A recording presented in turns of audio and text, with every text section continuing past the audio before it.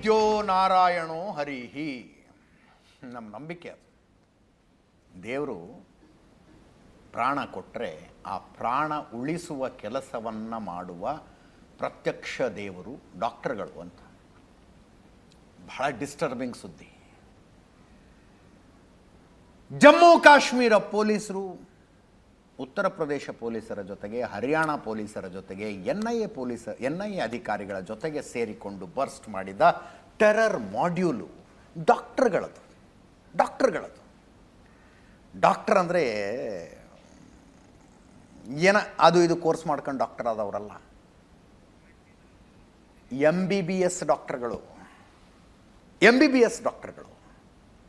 ಇವರ ಪೈಕಿ ಬಹುತೇಕರು ನೀವು ಕಟ್ಟಿದ ತೆರಿಗೆ ದುಡ್ಡಿನಲ್ಲಿ ಕಾಶ್ಮೀರದ ಸ್ಟೂಡೆಂಟ್ಸ್ಗೆ ಅಂತ ಸ್ಪೆಷಲ್ ಸ್ಕಾಲರ್ಶಿಪ್ ಕೊಡ್ತಾರಲ್ಲ, ಪ್ರೈಮ್ ಮಿನಿಸ್ಟರ್ ಆಫೀಸಿನ ಸ್ಪೆಷಲ್ ಸ್ಕಾಲರ್ಶಿಪ್ ಕೊಡ್ತಾರೆ.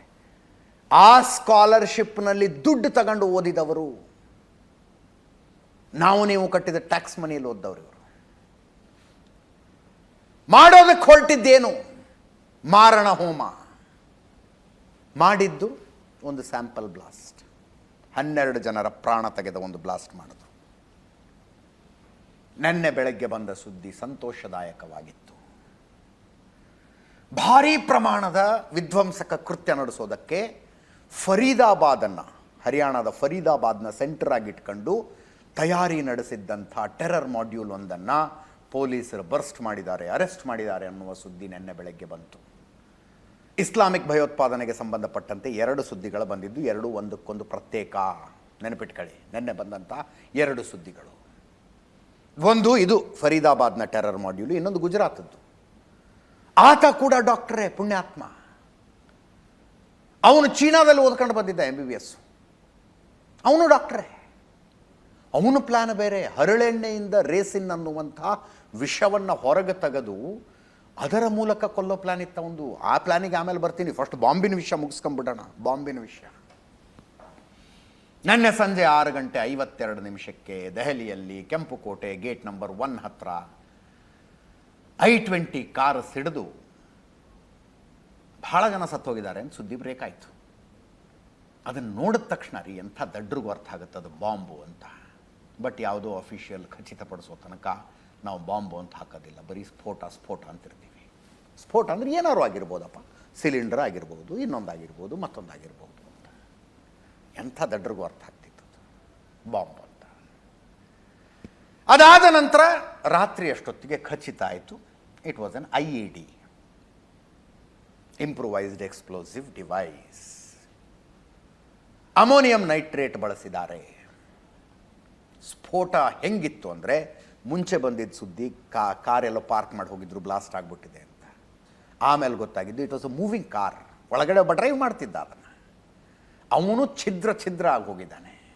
ಸುತ್ತು ಕಡೆ 12 ಜನ ಸತ್ತು ಹೋದ್ರು ಅಂತ ಸುದ್ದಿ ಬಂತು. ಪದ್ಧತಿಯ ಪ್ರಕಾರ ಪೊಲೀಸರು ಬಂದರು, ಫೈರ್ ಬ್ರಿಗೇಡ್ ಬಂತು, FIR ದಾಖಲಾಯಿತು. ವಿಧ್ವಂಸಕ ಕೃತ್ಯದ ತನಿಖೆ ಯಾವಾಗಲೂ NIA ಮಾಡುತ್ತೆ. UAPA ಅಡಿಯಲ್ಲಿ ಕೇಸ್ ಆಗುತ್ತದು. NIAದವರು ಕೇಸ್ ರಿಜಿಸ್ಟರ್ ಅಂದರೆ ದೆಹಲಿ ಪೊಲೀಸರು ಮಾಡ್ಕೊಂಡಿದ್ದಂಥ FIRನ NIAಗೆ ಟ್ರಾನ್ಸ್ಫರ್ ಮಾಡಿದ್ರು. ತನಿಖೆ ನಡೀತಾ ಹೋಯಿತು. ಫಸ್ಟ್ ಬಂದಿದ್ದ ಸುದ್ದಿನೇ ಹರಿಯಾಣ ರಿಜಿಸ್ಟ್ರೇಷನ್ನಿನ ಕಾರು. ಬೆಳಗ್ಗೆ ತಾನೇ ಹರಿಯಾಣದಲ್ಲಿ ಫರೀದಾಬಾದ್ನಲ್ಲಿ 2900 kg ಸ್ಫೋಟಕವನ್ನು ಪೊಲೀಸರು ವಶಪಡಿಸಿಕೊಂಡಿದ್ದಾರೆ ಅನ್ನೋ ಸುದ್ದಿ ಬಂದಿದೆ. ಸಾಯಂಕಾಲ ದೆಹಲಿಯಲ್ಲಿ ಬ್ಲಾಸ್ಟ್ ಆದ ಕಾರು ಕೂಡ ಹರಿಯಾಣದಿಂದನೇ ಬಂದಿತ್ತು. ನೆನ್ನೆ ಸುಮ್ಮನೆ ಕ್ವಶನ್ ಮಾರ್ಕ್ ಇಟ್ಟು ಹೇಳಿದ್ವಿ ನಾವು, ಅದಕ್ಕೂ ಇದಕ್ಕೂ ಸಂಬಂಧ ಇದೆಯಾ ಕ್ವಶನ್ ಮಾರ್ಕ್, ಅದಕ್ಕೂ ಇದಕ್ಕೂ ಸಂಬಂಧ ಇದೆಯಾ ಕ್ವಶನ್ ಮಾರ್ಕ್. ಸಂಬಂಧ ಇದೆ, 100% ಸಂಬಂಧ ಇದೆ. ಒಂದೇ ಗ್ಯಾಂಗು, ಒಂದೇ ಟೀಮು, ಒಂದೇ ಧರ್ಮಯೋಧರ ತಂಡ ಕೆಲಸ ಮಾಡಿತ್ತು. ನಿಮಗೆ ನಿನ್ನೆ 6:52 ಬ್ಲಾಸ್ಟು ಅಂತ ಟೈಮ್ ಲೈನ್ ಹೇಳ್ತಾ ಹೋದೆ. 6:55 ಏನೇನಾಗಬೇಕು ಎಲ್ಲ ಆಗೋಗಿತ್ತು. 6:58 ಪೊಲೀಸರು ಬಂದರು. 6:59 ಅಷ್ಟೊತ್ತಿಗೆ ಅಗ್ನಿಶಾಮಕ ವಾಹನಗಳು ಬಂದವು. ಆದಷ್ಟು ಬೇಗ ಬೆಂಕಿ ನಂದಿಸಿದ್ರು. ಬಾಂಬ್ ನಿಷ್ಕ್ರಿಯ ದಳದವರು ಬಂದು ಪರಿಶೀಲನೆ ಮಾಡಿದ್ರು. NIAದವ್ರು ಬಂದರು, NSG ಅವ್ರು ಬಂದರು, ಎಲ್ಲ ಆಯಿತು. ಅದೆಲ್ಲ ಆಯಿತು. ಆಮೇಲೆ ಶುರುವಾಗಿದ್ದು ತನಿಖೆ. ಈ ಕಾರ್ ಎಲ್ಲಿಂದ ಬಂತು ಅಂತ ಹುಡುಕಕ್ಕೆ ಶುರು ಮಾಡಿದ್ರು. ಅದು I-20 car, Haryana registered, number ಎಲ್ಲ ಸಿಕ್ಕಿತ್ತು. ಎಲ್ಲಿಂದ ಬಂತು ಈ ಕಾರು? ತನಿಖೆ ಶುರುವಾಯಿತು. ಬೆಳಗ್ಗೆ 7:30 ತನಕ ಫರೀದಾಬಾದ್ನಲ್ಲೇ ಇತ್ತಿದು. ವೈಟ್ ಕಲರ್ I-20 ಕಾರು ಬೆಳಗ್ಗೆ 7:30 ತನಕ ಹರಿಯಾಣದ ಫರೀದಾಬಾದ್ನಲ್ಲೇ ಇತ್ತು. ಅಲ್ಫಲಾ ಆಸ್ಪತ್ರೆ ಹತ್ರನೇ ಇತ್ತು. ಅಲ್ಫಲಾ ಹಾಸ್ಪಿಟಲ್ ಅಂದರೆ ಮೆಡಿಕಲ್ ಕಾಲೇಜ್ ಕಮ್ ಹಾಸ್ಪಿಟಲ್. ದೂರದಿಂದಲೇ ದೊಡ್ಡ ನಮಸ್ಕಾರ ರೀ, ದೂರದಿಂದಲೇ ದೊಡ್ಡ ನಮಸ್ಕಾರ. ಡೆಲ್ಲಿ ಬಾರ್ಡರಿಂದ 50 ಕಿಲೋಮೀಟರ್ ದೂರದಲ್ಲಿ ಹರಿಯಾಣದ ಒಳಗಿದೆ ಇದು. ಅಲ್ಲೇ ಇತ್ತು ಬೆಳಗ್ಗೆ 7:30. ಬೆಳಗ್ಗೆ 8:04 ಭದರ್ಪುರ್ ಗೇಟ್ನ ಅಂದರೆ ಭದರ್ಪುರ್ ಬಾರ್ಡರ್ನ ಮೂಲಕ ದೆಹಲಿ ಒಳಗೆ ಬಂತು. 8:04. ಆ ಟೋಲ್ನಲ್ಲಿ ರೆಕಾರ್ಡ್ ಆಗಿದೆ. ಒಬ್ಬನೇ ಡ್ರೈವ್ ಮಾಡ್ತಿದ್ದಾನೆ, ಮುಖಕ್ಕೆ ಮಾಸ್ಕ್ ಹಾಕ್ಕೊಂಡಿದ್ದಾನೆ, ಗಾಡಿ ಓಡಿಸ್ಕೊಂಬರ್ತಾನೆ, ಟೋಲ್ ದಾಟ್ಕೊಂಬರ್ತಾನೆ. ಇದರಲ್ಲಿ ಹಿಂದಿಬ್ಬರಿದ್ರು. ಅವರು ಯಾರು? ಅವರು ಹೊಗೆ ಹಾಕಿಸ್ಕೊಂಡ್ರ ಅಥವಾ ಇಳಿದೆಲ್ಲರೂ ಹೋಗಿದಾರಾ? ಮಾಹಿತಿ ಬರಬೇಕು. 8:04 ಟೋಲ್ ಪಾಸ್ ಮಾಡ್ತಾರೆ. 8:20 ದೆಹಲಿ ಹತ್ರ ಓಕ್ಲಾದಲ್ಲಿ ಪೆಟ್ರೋಲ್ ಬಂಕ್ ಹತ್ರ ಕಾರ್ ಬರುತ್ತೆ. ದೆಹಲಿ ಓಕ್ಲಾ. ಅಲ್ಲಿ 3 ಜನ ಇದ್ದದ್ದು ಗೊತ್ತಾಗತ್ತೆ.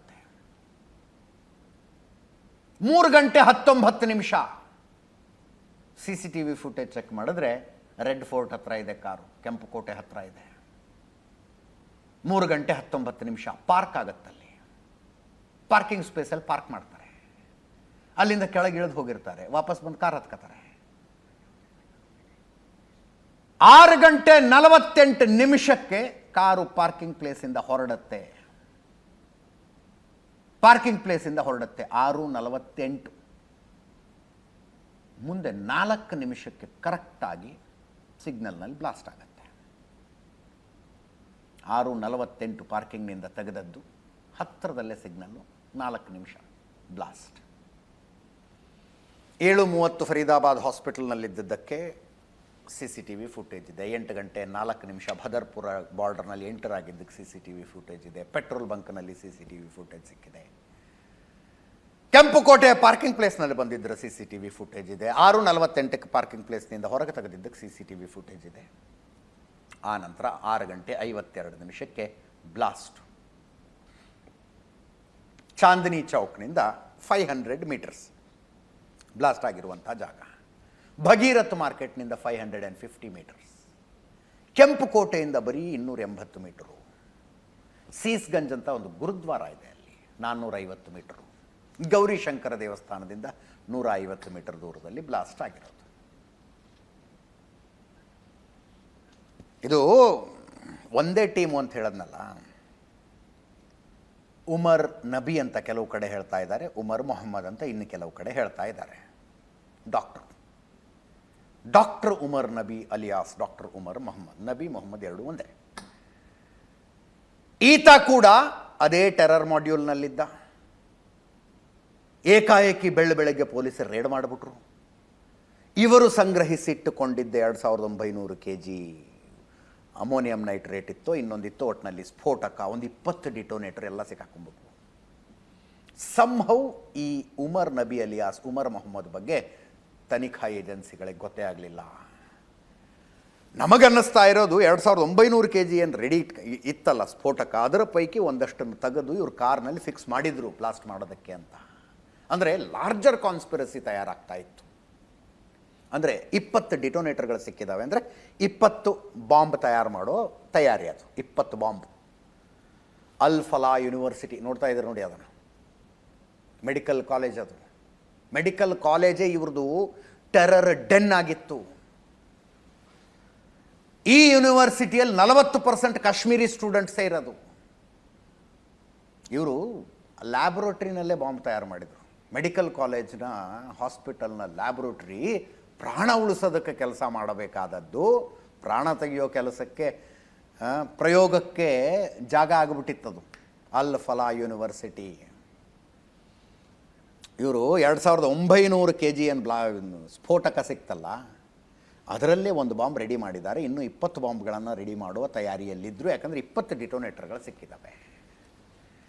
ಪೊಲೀಸರ ರೇಡ್ ಮಾಡಿದಾಗ 2009 ಅಂದರೆ ಪೊಲೀಸರಿಗೆ ಏನು ಅನಿಸಿದೆ, ಇವ್ರು ಇನ್ನೇನು ಬಾಂಬ್ ಮಾಡೋದಕ್ಕೆ ತಯಾರಾಗಿದ್ದರು, ನಾವು ಬಂದು ಹಿಡಿದ್ಬಿಟ್ಟಿದ್ದೀವಿ. ಹಿಡಿದಿದ್ದೇ ನಿಜ ಇತ್ತು. ಅಷ್ಟೆಲ್ಲ ಸ್ಫೋಟಕ ವೆಪನ್ಸು ಎಲ್ಲ ಸಿಕ್ತಲ್ಲ. ಇವನೊಬ್ಬ ಉಮರ್ ನಬಿ ಹೊರಗಡೆ ಇದ್ದ. ಉಮರ್ ನಬಿ ವಿಷಯ ಗೊತ್ತಾಗಲಿಲ್ಲ ಪೊಲೀಸರಿಗೆ. ರೆಡಿಯಾಗಿದ್ದ ಕಾರ್ ತಗೊಂಡು ಎದ್ದುಬಿಟ್ಟ, ಇವನು ಹೊರಟುಬಿಟ್ಟ. ಫ್ರಸ್ಟ್ರೇಷನ್ ಇರುತ್ತೆ. ತನ್ನ ಜೊತೆ ಇದ್ದವರೆಲ್ಲ ಇವನೇ ಉಮರ್ ಮೊಹಮ್ಮದು, ಉಮರ್ ನಬಿ ಏನ ಇವನೇ. ಫ್ರಸ್ಟ್ರೇಷನ್ ಇರುತ್ತೆ, ಜೊತೆಗಿದ್ದವ್ರು ಸಿಕ್ಕಾಕೊಂಡ್ಬಿಟ್ಟಿದ್ದಾರೆ ಅಂತ. ಇವತ್ತಲ್ಲ ನಾಳೆ ತನಗೂ ಬರ್ತಾರೆ ಪೊಲೀಸರು ಅನ್ನೋದು ಗೊತ್ತಿರುತ್ತೆ. ಕಾರ್ ಓಡಿಸ್ಕೊಂಡು ಬಂದ್ಬಿಟ್ಟ ಇವನು ದಿಲ್ಲಿಗೆ. ಆ ಫ್ರಸ್ಟ್ರೇಷನ್ನಲ್ಲಿ ಅತಿ ಹೆಚ್ಚು ಜನರನ್ನು ಕೊಲ್ಲಬೇಕು ಅಂತಾನೆ ಚಾಂದಿನಿ ಚೌಕ್ ಅನ್ನುವ ಅತಿ ಹೆಚ್ಚು ಜನಸಂದಣಿಯ ಪ್ರದೇಶಕ್ಕೆ ಬಂದನ. ಹೆಚ್ಚು ಕಡಿಮೆ 3-3.5 ತಾಸು ಕಾರ್ ನಿಲ್ಲಿಸಿ ಹೋಗಿರ್ತಾನಲ್ಲ ಇವನು. ಪಕ್ಕದಲ್ಲೇ ಒಂದು ಮಸೀದಿ ಇದೆ, ಅಲ್ಲಿ ಹೋಗಿ ತನ್ನ ಹ್ಯಾಂಡ್ಲರ್ಗಳನ್ನು ಭೇಟಿ ಆಗಬೇಕು ಅಂತ ಅಲ್ಲಿಗೆ ಬಂದಿದ್ನ. ಬ್ಲಾಸ್ಟ್ ಮಾಡ್ಕೊಂಡು ಸತ್ತು ಹೋಗುವುದೇ ಉದ್ದೇಶವಾಗಿತ್ತ, ಅಥವಾ ಇನ್ನೆಲ್ಲೋ ಕಾರನ್ನು ಇಟ್ಟು ಡಿಟೋನೇಟ್ ಮಾಡಿ ಹೋಗ್ಬಿಡೋಣ ಅನ್ನುವಾಗ ಅಚಾನಕ್ಕಾಗಿ ಬ್ಲಾಸ್ಟ್ ಆಯಿತಾ? ಪ್ರಶ್ನೆಗೆ ಉತ್ತರಗಳು ಸಿಕ್ಕಿಲ್ಲ. ಒಟ್ಟಿನಲ್ಲಿ ನೆನ್ನೆ ನಡೆದ ಬಾಂಬ್ ಬ್ಲಾಸ್ಟ್ನಲ್ಲಿ ಇವನೇ ಡ್ರೈವ್ ಮಾಡ್ತಾ ಇದ್ದ, ಇವನೇ ಹೊಗೆ ಹಾಕ್ಸ್ಕೊಂಡಿದ್ದಾನೆ. ಈ ದೇಹದ ತುಣುಕು ಬಿದ್ದಿರ್ತಾವಲ್ಲ, ಆ ತುಣುಕುಗಳನ್ನು ಎತ್ಕೊಂಡು ಇವರು ತಾಯಿಯ DNA ಮ್ಯಾಚ್ ಮಾಡಿ ನೋಡಿದಾರಂತೆ. ತಾಯಿಯ DNA ಮ್ಯಾಚ್ ಮಾಡಿ ನೋಡಿದ್ದಾರೆ. ಇವನು ಡಾಕ್ಟರ್ ಉಮರ್ ಅತ್ತಿಗೆ ಮುಜಮ್ಮಿಲ್ಲಾ ಅಖ್ತರ್ ಅಂತ ಅತ್ತಿಗೆ ಮಾತಾಡಿದ್ದಾಳೆ. ಇವನು ಇಡೀ ಕುಟುಂಬವನ್ನು ವಶಕ್ಕೆ ತಗೊಂಡಿದ್ದಾರೆ. ಇಬ್ಬರು ಅಣ್ಣ ತಮ್ಮಂದಿರಿದ್ದರು, ಅವ್ರನ್ನ ಕಸ್ಟಡಿಗೆ ತಗೊಂಡಿದ್ದಾರೆ, ಅಪ್ಪನ ಕಸ್ಟಡಿಗೆ ತಗೊಂಡಿದ್ದಾರೆ, ಅಮ್ಮನ ಕಸ್ಟಡಿಗೆ ತಗೊಂಡಿದ್ದಾರೆ. ಪೊಲೀಸರು ವಿಚಾರಣೆ ಕರ್ಕೊಂಡು ಹೋಗಿದ್ದಾರೆ. ಎಂಗೇಜ್ಮೆಂಟ್ ಆಗಿತ್ತಂತೆ ಇವ್ನು, ಇನ್ನು ಎರಡು ತಿಂಗಳಿಂದ ಎಂಗೇಜ್ಮೆಂಟ್ ಆಗಿತ್ತಂತೆ, ಇನ್ನೇನು ಮದುವೆ ಆಗೋದಿತ್ತಂತೆ. ಅತ್ತಿಗೆ ಹೇಳೋದು ಬಹಳ ಸಂಭಾವಿತ ನನ್ನ ಮೈದ್ನ, ಯಾವತ್ತೂ ಇನ್ನೊಬ್ಬರು ಸುದ್ದಿಗೆ ಹೋದವನಲ್ಲ, ಯಾವಾಗಲೂ ತನ್ನ ಪಾಡಿಗೆ ತಾನು ಓದ್ಕೊಂಡಿರ್ತಿದ್ದ ಅಂತ. ಏನು ಓದ್ತಿದ್ದ ಬೇಕಲ್ಲ, ಓದ್ಕೊಂಡಿರ್ತಿದ್ದ ಅಂದರೆ ಕೇಳಿಸ್ಕೊಳ್ಳಿ. ಅತ್ತಿಗೆ ಮಾತಾಡೋದು ಇವ್ರು ಹೇಳೋದು ಇದನ್ನೇ, ಭಾಳ ಒಳ್ಳೆಯವನಾಗಿದ್ದ, ಇನ್ನೊಬ್ಬರು ಸುದ್ದಿಗೆ ಹೋದವನಲ್ಲ. ಅವ್ರು ಹೇಳ್ತಾರಲ್ಲ, ತುಂಬ ಕಷ್ಟಪಟ್ಟು ಅವನ್ನ ಮೆಡಿಕಲ್ ಓದಿಸಿದ್ವಿ, ಒಳ್ಳೆ ಡಾಕ್ಟರ್ ಆಗಿ ದುಡ್ಡು ಗಳಿಸ್ಲಿ ಅಂತ ಆಸೆ ಪಟ್ಟಿದ್ವಿ. ಅವೆಲ್ಲ ಈ ಜಗತ್ತಿನ ವಿಷಯ ರೀ. ಅವನು ಬೇರೆ ಜಗತ್ತಿನ ವಿಷಯದ ಬಗ್ಗೆ ಯೋಚನೆ ಮಾಡ್ತಾ ಇದ್ದ. i20 ಕಾರನ್ನು ಸುದ್ದಿಗೆ ಬರೋಣ. ಇವನೇ ಓಡಿಸ್ತಾ ಇದ್ದಿದ್ದು ಕಾರ್. ಅದು 2014 ಮಾಡೆಲ್, ಗುರ್ಗಾವ್ನಲ್ಲಿ ಖರೀದಿಯಾಗಿದೆ. ಇದು 2014 ಮಾರ್ಚ್ 18ನೇ ತಾರೀಖಿಗೆ ಸಲ್ಮಾನ್ ಅನ್ನುವಂಥವನು ಇದನ್ನು ಖರೀದಿ ಮಾಡ್ತಾನೆ. ಅಂದರೆ ಹೊಸ ಶೋರೂಮಿಂದ ತಗೊಂಡಿತ್ತು. ಈ ಸಲ್ಮಾನು ದೆಹಲಿಯ ಓಕ್ಲಾದ ದೇವಿಂದರ್ ಅನ್ನುವವನಿಗೆ ಈ ಕಾರನ್ನು ಮಾರ್ತಾನೆ. ದೇವಿಂದರು ಹರಿಯಾಣದ ಅಂಬಾಲಾದ ಸೋನು ಅನ್ನುವವನಿಗೆ ಕಾರನ್ನು ಮಾರ್ದ. ಸೋನು ಅದನ್ನು ತಗೊಂಡು ಬಂದು ಈ ಸೆಕೆಂಡ್ ಹ್ಯಾಂಡ್ ಕಾರ್ ಡೀಲರ್ಗಳಿರ್ತಾರಲ್ಲ, ಕಾರ್ ಝೋನ್ ಅಂತ, ರಾಯಲ್ ಕಾರ್ ಝೋನಿಗೆ ಈ ಕಾರ್ ಮಾರ್ದ. ರಾಯಲ್ ಕಾರ್ ಝೋನ್ನಿಂದ ಪುಲ್ವಾಮಾದ ತಾರಿಖ್ ಅನ್ನುವಂಥವನು ಇದನ್ನು ಖರೀದಿ ಮಾಡ್ತಾನೆ. ತಾರಿಖ್ನಿಂದ ಡಾಕ್ಟರ್ ಮೊಹಮ್ಮದ್ ಉಮರ್ ಮಾಡಿದ್ದು. ಉಮರ್ ಕಾರ್ ಖರೀದಿ ಮಾಡ್ತಾನೆ. ಅಂದರೆ ಈಗೇನು ಸತ್ತೋಗಿದಾನಲ್ಲ, ಇವನೇ ಖರೀದಿ ಮಾಡಿದ್ದು ತಾರೀಖಿಂದ. ಮಾಧ್ಯಮದವರು ಆ ತಾರೀಖನನ್ನು ಹುಡುಕೊಂಡು ಹೋದರು. ಅಷ್ಟೊತ್ತಿಗಾಗಲೇ ಪೊಲೀಸರು ಬಂದು ಅವನು ಕರ್ಕೊಂಡು ಹೋಗಿದ್ದಾಗಿದೆ. ಮನೆಯವರು ಕೇಳಿದ್ರೆ ಹೇಳೋದು, ತಾರೀಖ್ ಅನ್ನೋನು ಇಲ್ಲವೇ ಇಲ್ಲ, ನಮ್ಮ ಮನೇಲಿ ತಾರೀಖ್ ಅನ್ನೋರು ಯಾರೂ ಇಲ್ಲ, i20 ಕಾರೇ ತಗೊಂಡಿಲ್ಲ ನಾವು ಯಾವತ್ತು, ನಮ್ಮ ಹತ್ರ ಇರೋ ಕಾರು ಜಮ್ಮು ಕಾಶ್ಮೀರ್ ರಿಜಿಸ್ಟ್ರೇಷನ್ನದ್ದು ಅಂತ. ಜಮ್ಮು ಕಾಶ್ಮೀರ್ ರಿಜಿಸ್ಟ್ರೇಷನ್ ಕಾರು ಅಂದರೆ ಫೋಟೋ ವೈರಲ್ ಆಗ್ತಿದ್ದಿಲ್ಲ, ತಾರೀಖ್ ಅಂತ. ಅವನ ಹೆಸರು ಉಮರ್, ಅವ್ನು ಪ್ಲಂಬಿಂಗ್ ಕೆಲಸ ಮಾಡ್ಕೊಂಡು ಇಲ್ಲೇ ಇದ್ದಾನೆ, ಪೊಲೀಸರು ಬಂದು ಕರ್ಕೊಂಡು ಹೋಗಿದ್ದಾರೆ ಅಂತ ಮನೆಯವ್ರು ಹೇಳೋದಕ್ಕೆ. ಇದನ್ನೇನು ಅರ್ಥ ಮಾಡ್ಕೊಳ್ಳೋಣ, ಟಿ ವಿಲಿ ಬರ್ತಾ ಇರೋ ಫೋಟೋ ಉಮರ್ದು, ಅವನ ಹೆಸರು ತಾರೀಖ್ ಅಲ್ವೇ ಅಲ್ಲ ಅಂತ ಹೇಳಿದ್ರು ಮನೆಯವರು. ಪ್ಲಂಬರ್ ಕೆಲಸ ಮಾಡ್ತಾನೆ ಅವನು ಅಂತ. ಅದರ ಅರ್ಥ ಉಮರು ತಾರೀಖ್ ಅನ್ನುವ ಫೇಕ್ ಡಾಕ್ಯುಮೆಂಟ್ ಕ್ರಿಯೇಟ್ ಮಾಡಿ ಆ ಡಾಕ್ಯುಮೆಂಟ್ನಲ್ಲಿ ಕಾರ್ ತಗೊಂಡಿದ್ನ, ಅಥವಾ ತಾರೀಖ್ ಅನ್ನುವ ಹೆಸರಿಗೆ ಉಮರ್ನ ಫೋಟೋ ಅಂಟಿಸಿ ಇನ್ಯಾರು ಕಾರ್ ತಗೊಂಡಿದ್ರ ಗೊತ್ತಿಲ್ಲ. ಒಂದು ಸಣ್ಣ ಬ್ರೇಕ್ ಇದೆ, ಬ್ರೇಕ್ ಮುಗಿಸ್ಕೊಂಡು ವಾಪಸ್ ಬರ್ತೀನಿ. ಇಡೀ ಟೆರರ್ ಮಾಡ್ಯೂಲ್ ನಾನು ಆರಂಭದಲ್ಲೇ ಹೇಳಿದೆ, ಇನ್ನೂ ಏನೋ ತುಂಬ ದೊಡ್ಡದು ಮಾಡೋ ಪ್ಲ್ಯಾನ್ನಲ್ಲಿ ಇವರಿದ್ದರು. ಒಂದು ಡೆಲ್ಲಿ ಬ್ಲಾಸ್ಟು ಆಯಿತು, ಅದಕ್ಕಿಂತ ಮುಂಚೆನೇ ಟೆರರ್ ಮಾಡ್ಯೂಲು ಬರ್ಸ್ಟ್ ಆಗಿತ್ತು ಅಂತ. ಈ ಸುದ್ದಿ ಯಾಕೆ ನೀವು ಗಮನ ಇಟ್ಟು ಕೇಳಬೇಕು ಅಂದರೆ, ನಮ್ಮ ಸುತ್ತಲೂ ನಡೆಯುವ ಸಣ್ಣ ಘಟನೆಗಳನ್ನು ಪೊಲೀಸರ ನೆಗ್ಲೆಕ್ಟ್ ಮಾಡಿದ್ರೆ ದೇಶ ಉಳಿಯೋದಿಲ್ಲ. ಇದನ್ನು ನೋಡ್ತಾ ಇದ್ದೀರಿ. ಇದು ಇಲ್ಲೇ ಮಂಗಳೂರಿನ ಬಜ್ಪೆಯಲ್ಲಿ ಗೋಡೆ ಮೇಲೆ ಈ ಬರಹ ಬರೆದು ಹೋಗಿದ್ರು. Do not force us to invite Lashkar-e Taiba and Taliban to deal with Sanghis and Manuvadis. ಇದನ್ನು ಗೋಡೆ ಮೇಲೆ ಬರೆದು ಹೋಗಿರ್ತಾರೆ. ಮಂಗಳೂರು ಬಜ್ಪೆಯಲ್ಲಿ ಇದು. ಹ್ಯಾಶ್ಟ್ಯಾಗ್ ಲಷ್ಕರ್ ಜಿಂದಾಬಾದ್. Do not force us to invite Lashkar-e Taiba and Taliban to deal with Sanghis and Manuvadis ಅಂತ ಬರೆದೋಗಿರ್ತಾರೆ. ಪೊಲೀಸರು ಇದನ್ನ ಯಾವನೋ ಬರೆದೋಗಿದ್ದಾನ್ರಿ, ಬ್ಲ್ಯಾಕ್ ಪೇಂಟಲ್ಲಿ ಬರೆದಿದ್ದಾರೆ, ಮೇಲೆ ವೈಟ್ ಪೇಂಟ್ ಹಚ್ಚಿಬಿಡಿ ಅಂತ ಬಿಟ್ಟುಬಿಟ್ಟಿದ್ರೆ, ಮುಚ್ಚಾಕ್ಬಿಟ್ರೆ ತೀರ್ಥಹಳ್ಳಿ ಟೆರರ್ ಮಾಡ್ಯೂಲ್ ಸಿಗ್ತಿರಲಿಲ್ಲ. ಮೊಹಮ್ಮದ್ ಶಾರಿಕ್ ಮತ್ತು ಮಾಜ್ ಮುನೀರ್ ಅರೆಸ್ಟ್ ಆಗ್ತಾರೆ ಈ ಕೇಸ್ನಲ್ಲಿ. ಮುಂದೆ ಅದೇ ಶಾರಿಕ್ಕು ಬೇಲ್ ಮೇಲೆ ಹೊರಗೆ ಬರೋದು, ಕುಕ್ಕರ್ ಬಾಂಬ್ ಬ್ಲಾಸ್ಟ್ ಆಯ್ತಲ್ಲ ಮಂಗಳೂರಿನಲ್ಲಿ, ಸಿಕ್ಕಾಕೊಳ್ಳೋದು, ಧರ್ಮಸ್ಥಳಕ್ಕೆ ತಗೊಂಡು ಬರ್ತಾ ಇದ್ದ. ತುಂಗಾ ನದಿ ತೀರದಲ್ಲಿ ಬಾಂಬ್ ಬ್ಲಾಸ್ಟ್ ಮಾಡಿ ತಯಾರಿ ಮಾಡಿರ್ತಾರೆ ಅವರು. ಇವರಿಬ್ಬರೂ ಬೆಳಕಿಗೆ ಬಂದಿದ್ದೆ ಹಂಗಂದ್ರೆ ಈ ಬೋರ್ಡ್ ಬರೆದಿದ್ದಕ್ಕೆ. ಮಂಗಳೂರಿನ ಬಜ್ಪೆಯಲ್ಲಿ ಫರೀದಾಬಾದ್ ಟೆರರ್ ಮಾಡ್ಯೂಲ್ದು ಅದೇ ಕಥೆ. ಅಕ್ಟೋಬರ್ 19ನೇ ತಾರೀಕು ಶ್ರೀನಗರದ ಕೆಲವು ಗೋಡೆಗಳ ಮೇಲೆ ಜೈಷ್ ಎ ಮೊಹಮ್ಮದ್ ಪರ ಭಾರತದ ಸೇನೆಯ ವಿರುದ್ಧ ಪೋಸ್ಟರ್ಗಳನ್ನು ಅಂಟಿಸ್ತಾರೆ. ಒಂದು FIR ಆಗುತ್ತೆ. ಬನ್ಪೋರಾ ನೌಗಾಮ್ ಪೊಲೀಸ್ ಸ್ಟೇಷನ್ನಲ್ಲಿ ಒಂದು FIR ಆಗುತ್ತೆ. ಹಿಂಗೆ ಪೋಸ್ಟರ್ ಅಂಟಿಸಿ ಹೋಗಿದ್ದಾರೆ ಅಂತ. ಸಣ್ಣ ಕೇಸರಿ ಅವನು ಏನೋ ಪೋಸ್ಟರ್ ಅಂಟಿಸಿದ್ದಾನೆ ಅಂತ ಪೊಲೀಸರು ಸುಮ್ಮನೆ ಕೂತ್ಕೊಂಡ್ಬಿಟ್ಟಿದ್ರೆ. ನೋ, ಒಬ್ಬ SSP, ಶ್ರೀನಗರದ ಒಬ್ಬ SSP ಸಂದೀಪ್ ಚಕ್ರವರ್ತಿ ಅಂತ, he decides to go in depth. ಇದನ್ನು ಕಂಡುಹಿಡಿಬೇಕಿದೇನು ಅಂತ. ಆಪರೇಷನ್ ಮಹಾದೇವದಲ್ಲಿ ಸಂದೀಪ್ ಚಕ್ರವರ್ತಿ ಭಾರತೀಯ ಸೇನೆಗೆ ದೊಡ್ಡ ಮಟ್ಟದಲ್ಲಿ ಸಹಾಯಕ್ಕೆ ನಿಂತಂಥ ಅಧಿಕಾರಿ. He decides to go in depth. ಮೊದಲು 3 ಜನರನ್ನ ಎಳ್ಕೊಂಬರ್ತಾರೆ. CCTV ಫುಟೇಜ್ ತೆಗಿತಾರೆ. ಕಾಲ್ ಆ ಟೈಮ್ನಲ್ಲಿ ಏನೇನು ಮೊಬೈಲ್ಗಳು ವರ್ಕ್ ಆಗಿದ್ದಾವೆ ತೆಗಿತಾರೆ. ಒಂದು 3 ಜನ ಎಳ್ಕೊಂಬರ್ತಾರೆ. ಆ 3 ಜನ ಅಲ್ಲೊಬ್ಬ ಮಸೀದಿಯ ಮೌಲ್ವಿ ಇರ್ಫಾನ್ ಅಹಮ್ಮದ್ನ ಹೆಸರು ಹೇಳ್ತಾರೆ. ಇರ್ಫಾನ್ ಅಹಮ್ಮದ್ ಅಂಟ್ಸಕ್ಕೆ ಹೇಳಿದ್ದ ನಮಗೆ ಅಂತ. SSP ಚಕ್ರವರ್ತಿ ಇರ್ಫಾನ್ ಅಹಮ್ಮದ್ನ ಎಳ್ಕೊಂಬರ್ತಾರೆ. ಇರ್ಫಾನ್ ಅಹಮ್ಮದ್ನ ವಿಚಾರಣೆ ನಡೆಸಿದಾಗ ಇವ್ರದ್ದೊಂದು ಟೀಮ್ ಆಗಿದೆ ಅಂತ ಗೊತ್ತಾಗತ್ತೆ.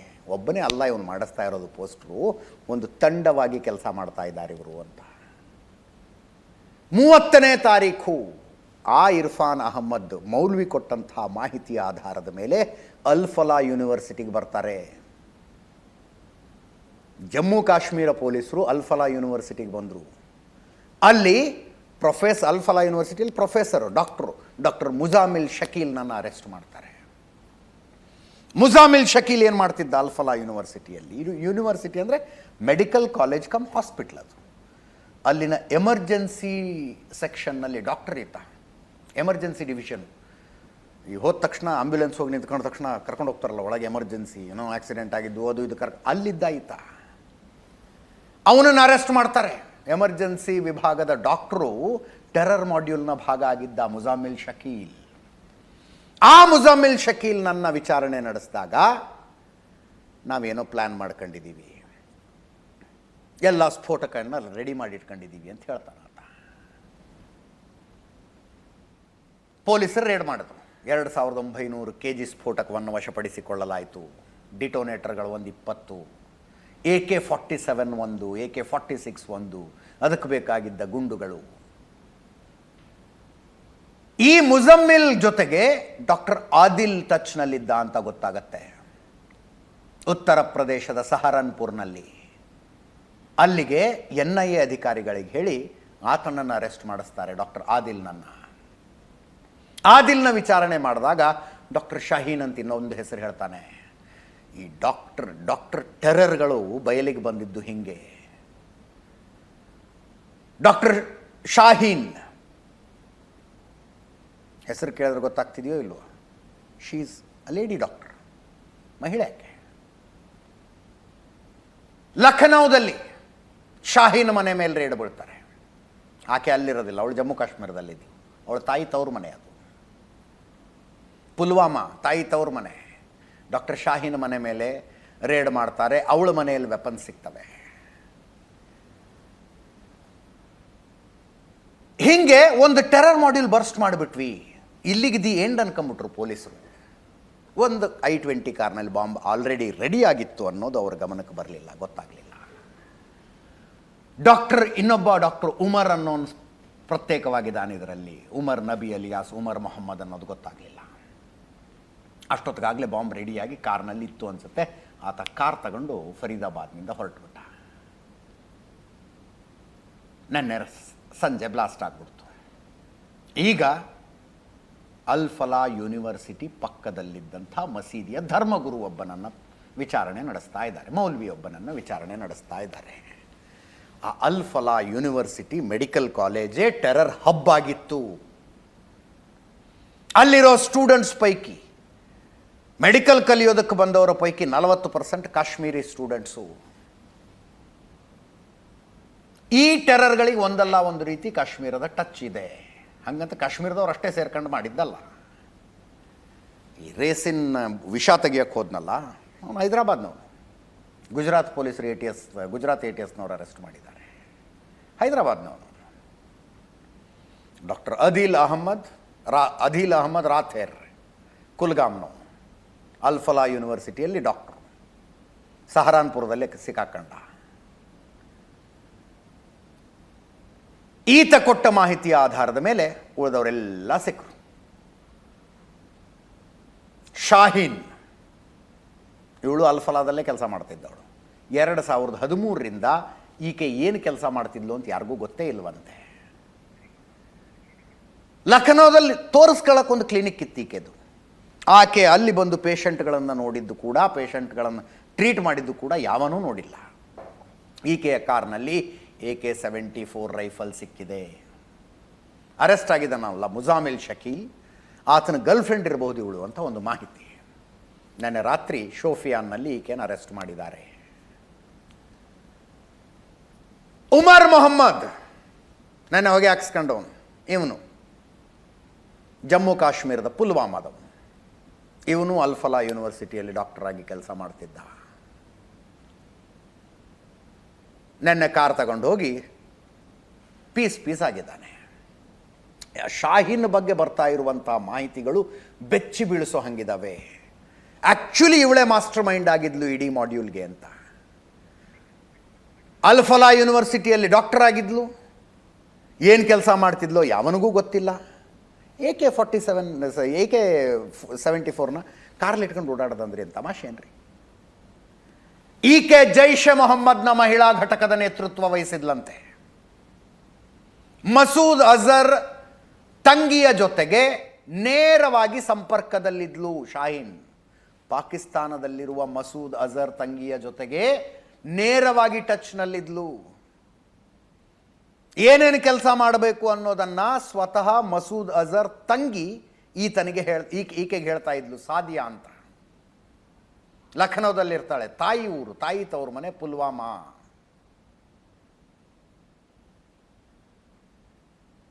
ಮಾಸ್ಟರ್ ಮೈಂಡ್ ಇವಳೆ.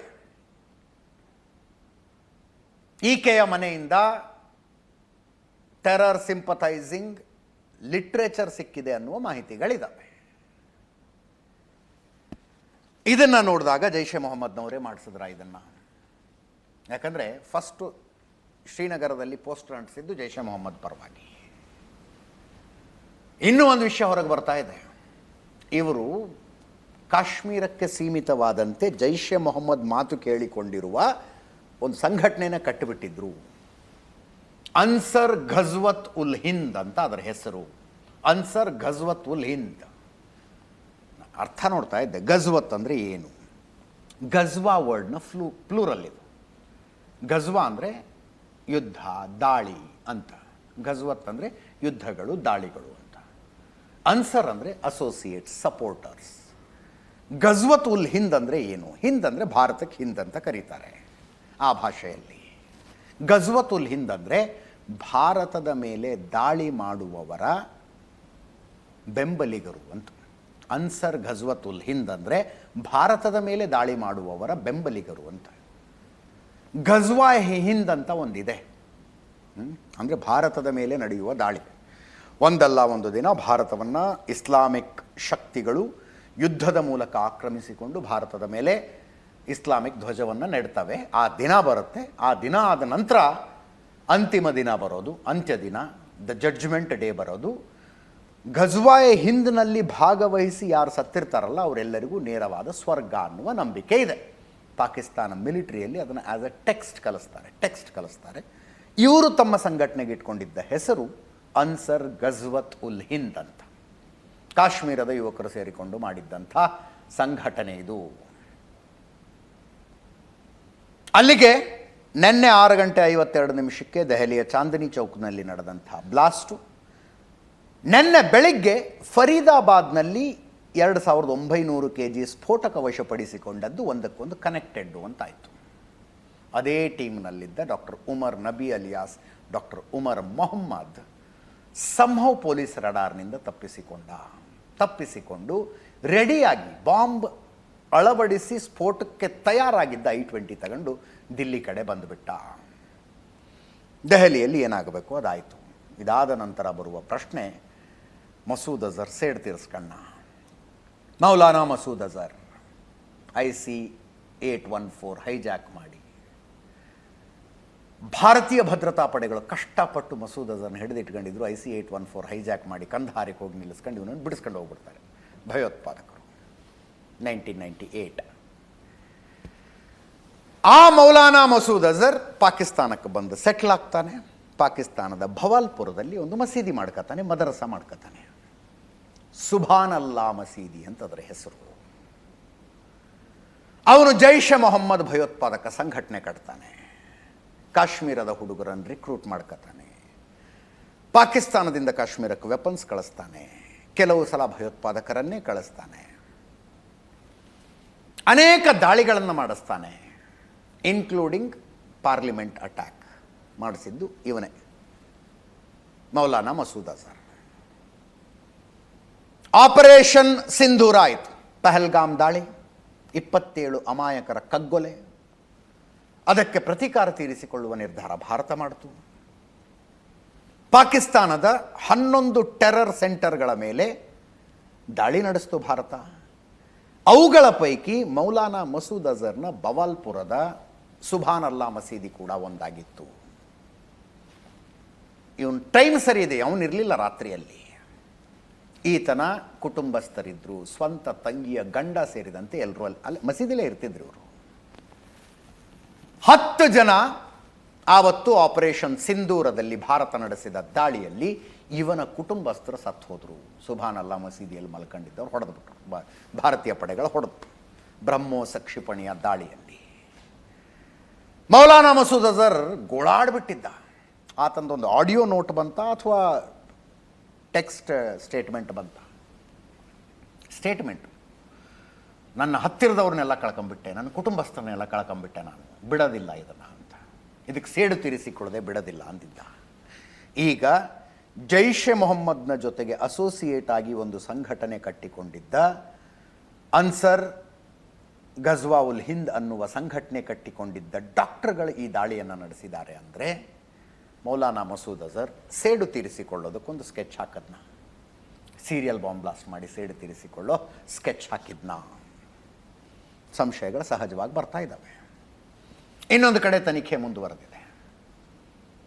NIAದವರು ಲಖನೌದಲ್ಲಿ ಮತ್ತೊಬ್ಬ ಡಾಕ್ಟರ್ ಮನೆ ಮೇಲೆ ರೇಡ್ ಮಾಡಿದ್ದಾರೆ. ಇದಕ್ಕೆ ಸಂಬಂಧಪಟ್ಟಂತೆ ಡಾಕ್ಟರ್ ಪರ್ವೇಜ್ ಅನ್ಸಾರಿ ಅಂತ,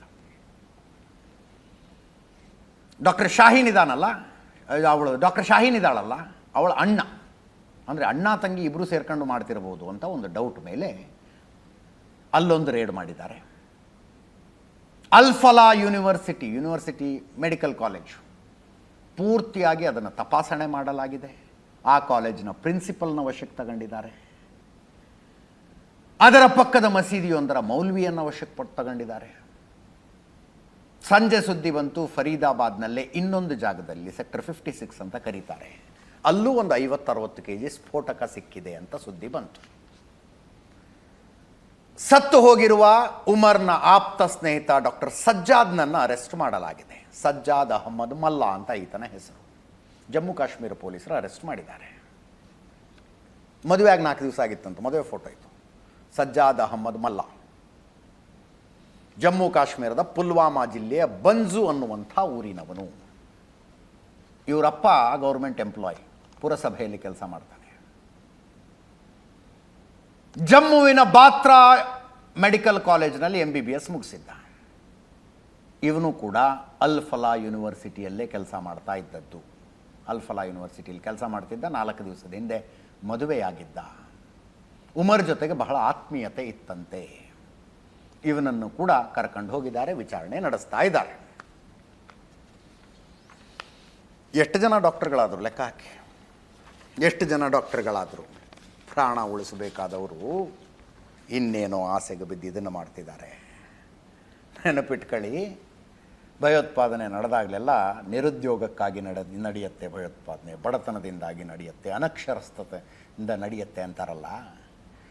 ಯಾವುದ್ರಿ ಬಡತನ, ಯಾವುದು ನಿರುದ್ಯೋಗ, ಯಾವುದು ಅನಕ್ಷರತೆ? ಈ ದೇಶ ಕೊಟ್ಟಿರುವ, ಈ ದೇಶವಾಸಿಗಳು ಕಟ್ಟಿರುವ ತೆರಿಗೆ ದುಡ್ಡಿನಲ್ಲಿ ಮೆಡಿಕಲ್ ಓದಿ ಒಂದು ಮೆಡಿಕಲ್ ಕಾಲೇಜಿನಲ್ಲಿ ನೌಕರಿ ಮಾಡ್ರು ಅಂದರೆ ಬಾಂಬ್ ಮಾಡ್ತಾ ಇದ್ರು. ಇದು ಒಂದು ಮಾಡ್ಯೂಲ್ ಆಯಿತು. ಗುಜರಾತದ ಇನ್ನೊಂದು ಹೇಳ್ತಾ ಇದ್ದೆ ನಾನು. ಗುಜರಾತ್ ATSನವ್ರು ಇನ್ನೊಂದು ಟೀಮ್ ಬರ್ಸ್ಟ್ ಮಾಡಿದ್ರು. ಇವ್ರದ್ದು ಬಾಂಬ್ ಬ್ಲಾಸ್ಟು, ಕಣ್ಣು ಮುಂದೆ ಛಿದ್ರ ಛಿದ್ರ ಆಗ್ತವೆ, ದೇಹಗಳು ಹೊತ್ಕೊಂಡು ಉರಿತವೆ, ಬೆಂಕಿ ಹೊತ್ಕೊಳ್ಳುತ್ತೆ. ಈ ಗುಜರಾತ್ನ ATSನವರು ಬರ್ಸ್ಟ್ ಮಾಡಿರುವ ಟೀಮು ದೇವಸ್ಥಾನದ ಪ್ರಸಾದದಲ್ಲಿ ವಿಷ ಹಾಕೋದಕ್ಕೆ ತಯಾರಿ ನಡೆಸಿತ್ತು. ಹಳ್ಳಿಗಳಿಗೆ ಕುಡಿಯೋ ನೀರು ಸಪ್ಲೈ ಮಾಡೋ ಟ್ಯಾಂಕ್ಗಳಿರ್ತಾವಲ್ಲ, ಟ್ಯಾಂಕರ್ಗೆ ವಿಷ ಹಾಕುವ ತಯಾರಿಯಲ್ಲಿತ್ತಿದು. ಡಾಕ್ಟರ್ಗಳ, ಟೆರರಿಸ್ಟ್ ಡಾಕ್ಟರ್ಗಳ ತಂಡ ಜೈಷ್ ಎ ಮೊಹಮ್ಮದ್ ಜೊತೆ ಟಚ್ನಲ್ಲಿದ್ದರೆ, ಇವರು ಈ ಕರಾಳ ಭಯೋತ್ಪಾದಕರ ಟೀಮು ಐಸಿಸ್ನವರ ಜೊತೆ ಟಚ್ನಲ್ಲಿತ್ತು. ಐಸಿಸ್ನವರ ಜೊತೆ 6 ತಿಂಗಳು ಗುಜರಾತ್ ATSನವರು ಫಾಲೋ ಮಾಡಿದ್ದಾರೆ ಅವ್ರನ್ನ. ನೋಡಿ, ಪ್ಲ್ಯಾನ್ ಆದರೂ ಏನು, ಇವೆಲ್ಲ ಗೊತ್ತೇ ಇರಲಿಲ್ಲ ನಮಗೆ. ಹರಳೆಣ್ಣೆ ಬರುತ್ತಲ್ಲ ನಮ್ಮ ಕಡೆ, ಔಡ್ಲ ಅಂತ ಕರೀತಾರೆ ಅದನ್ನು, ಔಡ್ಲ. ಅದರದ್ದು ಬೀಜ ಇರುತ್ತೆ, ಎಣ್ಣೆ ತೆಗೆಯೋದಕ್ಕೆ ಬೀಜ ಇರುತ್ತೊಂದು. ಅದರಲ್ಲಿ ಅದನ್ನು ಏನೋ ಮಾಡಿದ್ರೆ ಅದರಲ್ಲಿ ರೈಸಿನ್ ಅನ್ನೋ ಒಂದು ವಿಷ ತೆಗಿಬಹುದಂತೆ. ಅದು ವಿಷಕಾರಿ, ಔಡ್ಲ ವಿಷಕಾರಿ ಅಂತ ನಾವು ಚಿಕ್ಕಂದಿರ್ತ ಕೇಳ್ಕೊಂಡು ಬಂದಿದ್ದೀವಿ. ಅದನ್ನು ಏನೋ ಒಂದು ಪ್ರಾಸೆಸ್ ಮಾಡಿ, ಆ ಪ್ರಾಸೆಸ್ ಏನು ಅಂತ ಒಂದಷ್ಟು ಮಾಹಿತಿ ಇದೆ, ಸುಮ್ಮನೆ ಅದನ್ಯಾಕೆ ಮಾತಾಡೋದೀಗ, ಹೋಗ್ಲಿತ್ಲಾಗೆ. ಅದನ್ನು ಪ್ರಾಸೆಸ್ ಮಾಡಿ ಅದರಿಂದ ರೈಸಿನ್ ಅನ್ನೋ ಒಂದು ವಿಷ ತೆಗಿತಾರೆ. ಆ ವಿಷಕ್ಕೆ ಬಣ್ಣ ಇರೋದಿಲ್ಲ, ರುಚಿ ಇರೋದಿಲ್ಲ, ಸ್ಮೆಲ್ ಇರೋದಿಲ್ಲ. ಅದನ್ನು 10 ಗ್ರಾಮ್ ಹಾಕಿದ್ರೆ ಒಬ್ಬ ಮನುಷ್ಯ ಸಾಯ್ತಾನಂತೆ. 10 ಗ್ರಾಮ್. ಇವರು KG ಗಟ್ಟಲೆ ತಯಾರು ಮಾಡೋಕ್ಕೆ ಕೊಟ್ಟಿದ್ರು. ಅದನ್ನು ಕೆಲವೊಂದಷ್ಟನ್ನು ತಯಾರು ಮಾಡಿದ್ರು, ಇನ್ನು ಕೆಲವು ಪ್ರಾಸೆಸ್ನಲ್ಲಿತ್ತು. ಬೆನ್ನು ಹತ್ತಿ ಪೊಲೀಸರು ಅರೆಸ್ಟ್ ಮಾಡಿದ್ರೆ ಬಾಯಿ ಬಿಡ್ತಾರಂತೆ, ದೇವಸ್ಥಾನದ ಪ್ರಸಾದದಲ್ಲಿ ಹಾಕೋ ಪ್ಲ್ಯಾನಲ್ಲಿದ್ವಿ ನಾವು ಅಂತ. ಆ ರೈಸಿನ ಪುಡಿಯನ್ನು ಅಥವಾ ಎಣ್ಣೆಯನ್ನು ಬಾಂಬ್ನಲ್ಲಿಟ್ಟು ಬ್ಲಾಸ್ಟ್ ಮಾಡಿದ್ರೆ ವಿಷ ವಾತಾವರಣದಲ್ಲೆಲ್ಲ ಹರಡುತ್ತೆ. ಅದನ್ನು ಉಸಿರಾಡಿ ಸತ್ತೋಗ್ಬಿಡ್ತಾರೆ ಜನ, ಉಸಿರಾಡಿ. ಆಮೇಲೆ ಇದು ದೇಹದ ಒಳಗೆ ಹೋದ್ರೆ ತಕ್ಷಣ ಗೊತ್ತಾಗೋದಿಲ್ಲಂತೆ. ಡಿಪೆಂಡಿಂಗ್ ಆನ್ ಹೆಲ್ತ್ ಕಂಡೀಷನ್, ಕೆಲವ್ರಿಗೆ 5 ತಾಸು 6 ತಾಸು, ಕೆಲವ್ರಿಗೆ 5-6 ದಿವಸ ಗೊತ್ತಾಗೋದಿಲ್ಲ. ಏನೋ ಸ್ವಲ್ಪ ಹೆಚ್ಚು ಕಡಿಮೆ ಆಗ್ತಿದೆ ಅಂತ ಅನಿಸೋವಷ್ಟರಲ್ಲಿ ಕಿಡ್ನಿ, ಲಿವರ್ ಎಲ್ಲ ಹೊಡೆಸ್ಕೊಂಡು ಹೋಗ್ಬಿಟ್ಟಿರ್ತವೆ. ಅಂಥದ್ದೊಂದು ವಿಷ ಇಟ್ಕೊಂಡು ದೇವಸ್ಥಾನದ ಪ್ರಸಾದದಲ್ಲಿ ಹಾಕೋ ಪ್ಲ್ಯಾನ್ನಲ್ಲಿದ್ದರು. ಇವನು ಕೂಡ ಡಾಕ್ಟರೇ, ಡಾಕ್ಟರ್ ಅಹಮ್ಮದ್ ಮೊಹಿದ್ದೀನ್ ಅಂತ. ಇವನು ಚೀನಾಕ್ಕೆ ಹೋಗಿ MBBS ಮಾಡಿ ಬಂದಿದ್ದಂತೆ. ಚೀನಾಕ್ಕೆ ಹೋಗಿ MBBS ಮಾಡಿ ಬಂದಿದ್ದ ಇವನು. ನೋಡಿದ್ರೆ ಡಾಕ್ಟರ್ ಅನ್ಸೋದಿಲ್ಲ, ಬಟ್ ಚೀನಾದಲ್ಲಿ MBBS ಮಾಡಿ ಬಂದವನು. ಇವನನ್ನು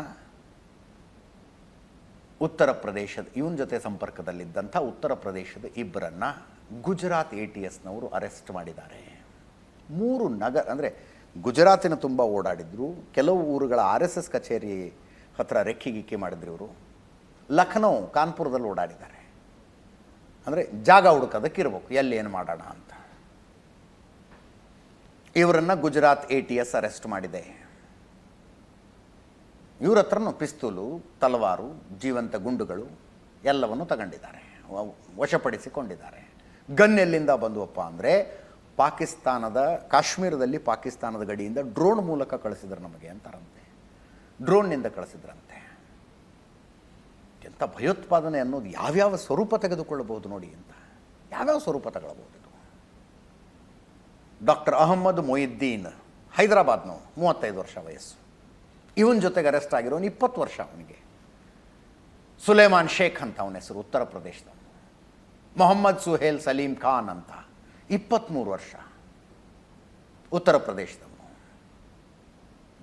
2 ಗ್ಲಾಕ್ ಪಿಸ್ಟಲ್ ಸಿಕ್ಕಿದ್ದಾವೆ ಇವ್ರ ಹತ್ರ, ಒಂದು ಬೆರೆಟ್ಟಾ ಪಿಸ್ಟಲು, 30 ಗುಂಡುಗಳು, 4 ಲೀಟರ್ ಕ್ಯಾಸ್ಟರ್ ಆಯಿಲು, ರೈಸಿನ ತಯಾರಿಸುವುದಕ್ಕೆ ಕ್ಯಾಸ್ಟರ್ ಆಯಿಲು. ಚೀನಾದಲ್ಲಿ MBBS ಮಾಡಿಕೊಂಡು ಬಂದು ಭಾರತದಲ್ಲಿ ಇದನ್ನೆಲ್ಲ ಮಾಡೋದಕ್ಕೆ ಹೊರಟಿದ್ರು ಇವರು. ಪ್ರಧಾನಿ ನರೇಂದ್ರ ಮೋದಿ ಬಾಂಬ್ ಬ್ಲಾಸ್ಟ್ ನಡೆಸಿದ ಭಯೋತ್ಪಾದಕರಿಗೊಂದು ಎಚ್ಚರಿಕೆ ಕೊಟ್ಟಿದ್ದಾರೆ. ಸುಮ್ಮನೆ ಬಿಡಲ್ಲ ನಿಮ್ಮನ್ನು ಯಾರನ್ನು ಅಂತ. ಭೂತಾನ್ ಪ್ರವಾಸದಲ್ಲಿದ್ದಾರೆ. They will be brought to justice ಅಂತ.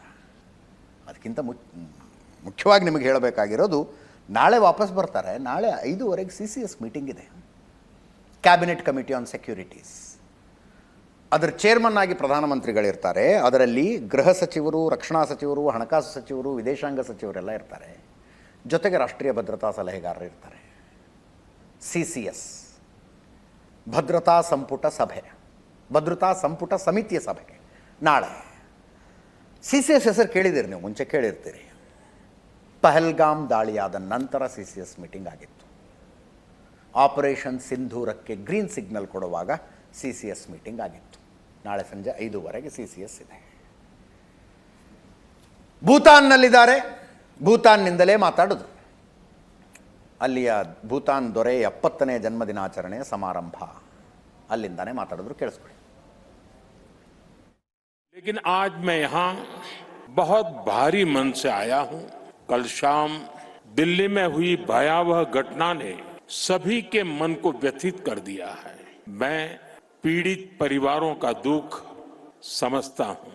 आज पूरा देश उनके साथ खड़ा है। मैं कल रात भर इस घटना की जांच में जुटी सभी एजेंसियों के साथ, सभी महत्वपूर्ण लोगों के साथ संपर्क में था। विचार विमर्श चलता था, जानकारियों के तार जोड़े जा रहे थे। हमारी एजेंसियां इस षड्यंत्र की तह तक जाएगी। इसके पीछे के षड्यंत्रकारियों को बख्शा नहीं जाएगा। All those responsible will be brought to justice. लेकिन आज मैं यहाँ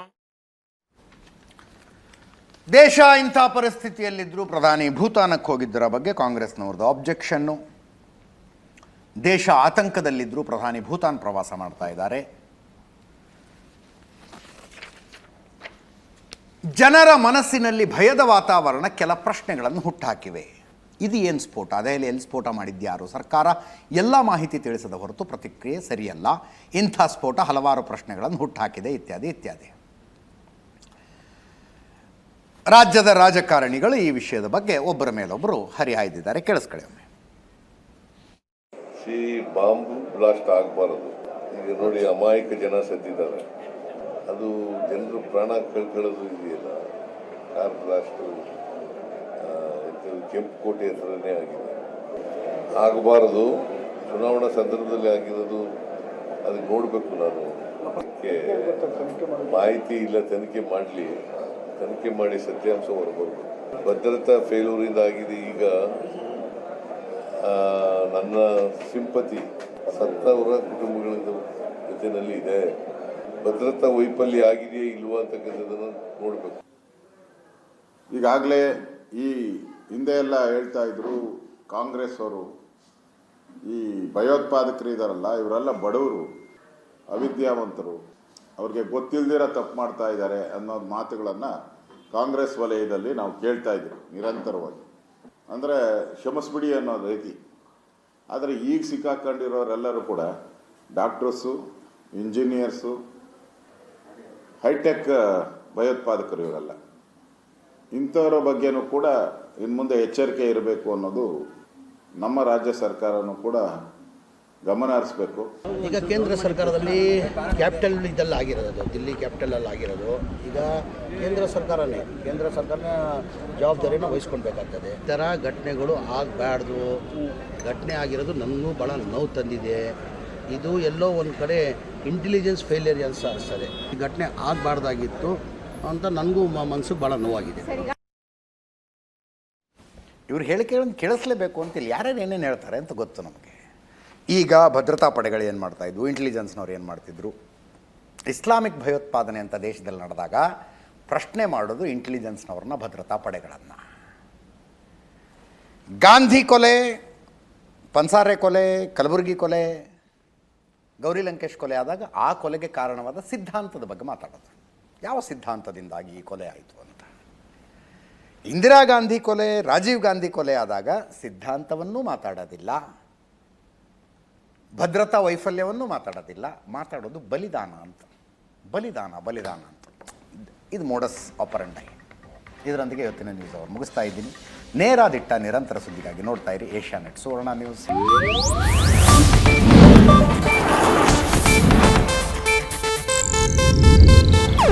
ಇದು ಏಷ್ಯಾನೆಟ್ ನ್ಯೂಸ್ ನೆಟ್ವರ್ಕ್ ಪ್ರಸ್ತುತಿ.